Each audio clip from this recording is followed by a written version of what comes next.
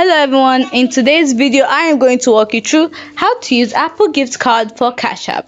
Now here's the thing, you can't use an Apple gift card directly on Cashapp. Apple gift cards are meant for iTunes, Apple Store and Apple products, not for transferring money to other apps. But here's how you can still use the value. First of all, you need to sell the gift card for cash. So you need to go to a trusted gift card exchange site like Cartonic, Nosh, or Pressmate. You need to sign up or log in. You need to select gift card. You need to select sell gift card and choose Apple gift card. Then you need to upload your gift card code and image if needed.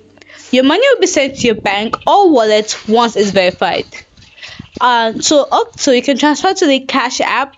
We need to open the Cash app, tap the balance, that is the dollar icon, and select add cash. Enter the amount you got from selling the gift card and then confirm the transfer. And that's it, you're done. The funds will now show in your Cash app balance. Here's a little reminder.